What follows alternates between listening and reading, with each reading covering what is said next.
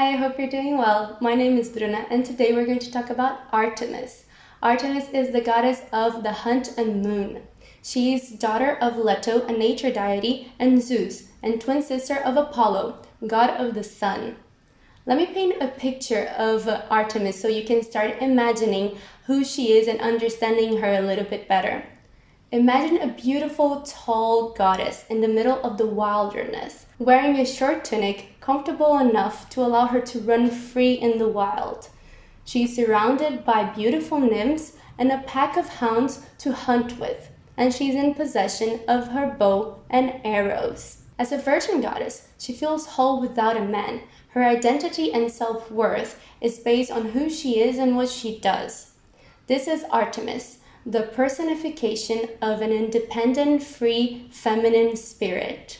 Always in possession of her bow and arrows, Artemis the archer was capable of aiming for any targets, and because she was so good at it, she would always catch her targets.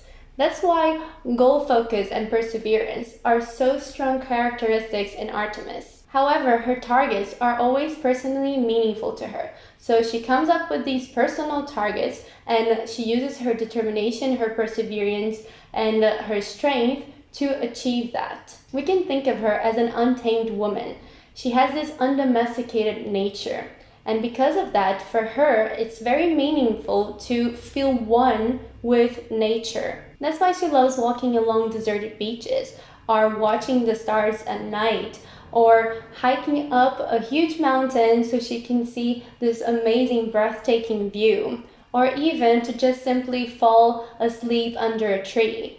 But also, as we go into the wilderness, we also go into the wild inside us. We go inwards. And this is this introspective Artemis, this connection that she has with her internal cycles and with the cycles of nature. And so the more that we go into the wild, the more we go into ourselves. Leto had a very rough time giving birth, mostly because people didn't want to help her. They were afraid that if they did, Hera would revenge them. Because after all, Artemis is daughter of one of many of Zeus' affairs.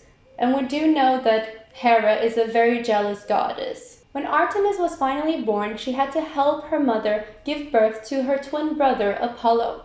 That's why she's also considered to be the goddess of childbirth. To me, her birth is very significant because it shows a strong characteristic of Artemis that is going to follow her throughout her whole life, which is the fact that she will always help her mom.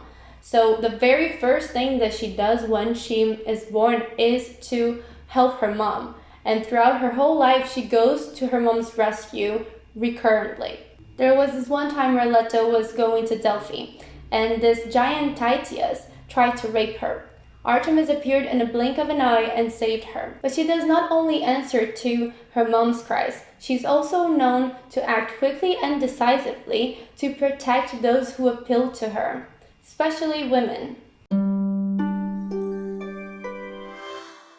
In her myths, Artemis has come to the rescue of many women, therefore saving them from very difficult situations.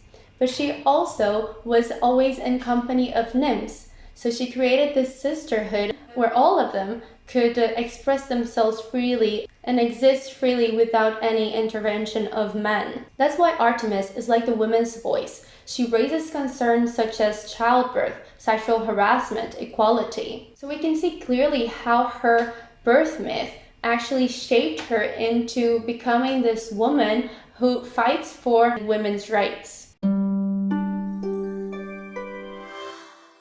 The Artemis kid has a very strong power of concentration. She can be a bit stubborn, and she always knows what is fair and what is not. That's why if she has a brother and the family favors the brother, she will stamp her foot on the ground and demand for equality. Like with any other goddess, an Artemis kid will only have her archetype being developed further and stronger if she has a family that will actually support this growth. In case the family presents opposition or disapproval towards this archetype, the Artemis daughter might feel so inadequate that this will affect her self-esteem. And when this affects her self-esteem, it makes her feel like she's not competent enough. And because her archetype believes that her worth is based on who she is, if she herself does not believe that she's competent enough, well, her doubts and thoughts and fears are her worst and biggest enemies. She will probably start questioning her competences. She's not going to really believe that she's enough and that she's doing stuff correctly. Therefore, she might not achieve as much as she's actually capable of. Or she might even succeed, but feel like she didn't, still feel like a failure, maybe have some sort of imposter syndrome. This usually happens in families that privilege the sons rather than the daughters, and that expect the daughter to follow a more traditional archetype, such as Persephone's. An Artemis woman can work in whatever field she desires. However, she needs to have a purpose in her job. So most probably she's going to work with something where she can give voice to those who haven't a voice in our society, or to protect those in need. If she becomes a lawyer, for instance, she will probably be defending people that she really believes in, that she knows that was wrongfully accused. If she's in the creative field, she will probably be expressing her own points of view of how she sees life and what she thinks is important. And she will probably be bringing to this creative job important messages. So discussing topics which are usually taboo, or discussing very important matters such as environmental, women's cause, etc. The bottom line is she's only going to be happy with her job if it fulfills her in a personal level. And if it does, she's going to work super hard. Sexual relationships to an Artemis woman is more of a recreational sport or a physical experience rather than an expression of emotional intimacy. Throughout her life, she might have many intimate encounters, as long as the partner keeps a safe emotional distance from her and does not express love towards her. In case the partner does express the love, she might react to it in a quite cruel way. So in order to develop this emotional intimacy in sexual relationships, she needs to connect with archetypes such as Aphrodite and Hera. And in case she doesn't manage to do so, she might fall into a brother-sister relationship with her partner. The idea of being pregnant might be a bit scary and repulsive to an Artemis woman. However, if she does have kids, she's going to be a great mother, a mother who fosters independence and who teaches her kids how to defend themselves and pursue their goals. However, in case she doesn't have kids, she can also put her mothering energy into other people's kids, being this great auntie. When Artemis was at age, Leto took her to meet Zeus for the first time. He was absolutely delighted by her and told her that she could have anything that she wanted. That was when she actually asked for the short tunic that she wears, the nymphs to accompany her, and the pack of hounds so she could hunt with, as well as the bow and the arrows. So basically, she had a life where she had everything that she wanted. From a very early age, she got everything that she wanted and she lived according to her dream, according to what made her comfortable. So she never felt any pain throughout her myths. Rather, she inflicted pain on others when she felt offended or disrespected. That's why she has a very destructive aspect towards others. Therefore, there are some qualities that she needs to acquire so she can grow beyond her archetype and find balance. The first one is to be more humble, to understand that she is not always righteous and powerful, that she cannot simply revenge others and inflict pain on others just because. On top of that, she must learn how to forgive. Artemis myths always shows how merciless she is.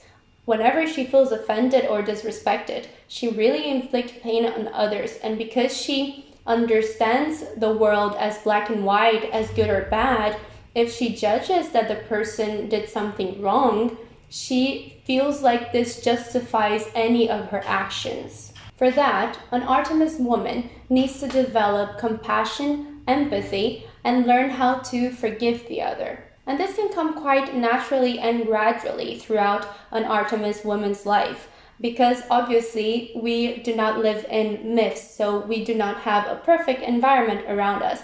And an Artemis woman will probably feel misjudged or misinterpreted, or she will feel pain caused from others. So as she lives through these experiences, she will learn how to empathize with others way easier, and this will help her balance out her archetype.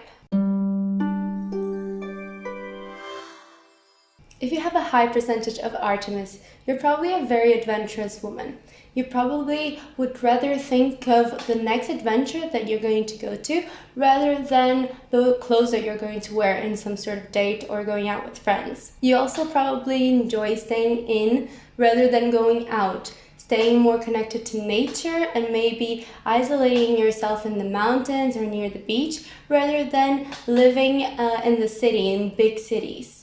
You probably also like to raise concerns, especially regarding environmental issues and women's and animals' rights. Your intuition is very much attached to your physical body.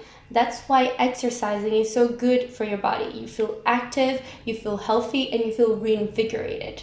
On the other hand, if you have this high percentage of Artemis acting within you, but it's not very well incorporated, then you have to deal with the qualities such as being too self-sufficient, being maybe a little bit too stubborn, untamed, and therefore it feels like you're not very accessible to others. You're also, like we said, you're very much connected to your physical body, and you're the type of person that will always do things your own way. And in case external factors do not allow this to happen and you're obliged to do things in a different way rather than what you would like to, then you may fall sick in your body. As we said before, you might also need to work on being more humble and trying to empathize more with people, because usually you might feel like their vulnerability and the fact that they express emotions is not very interesting to you, not very important. So it's important for you to empathize with people more. If you have a low percentage of Artemis,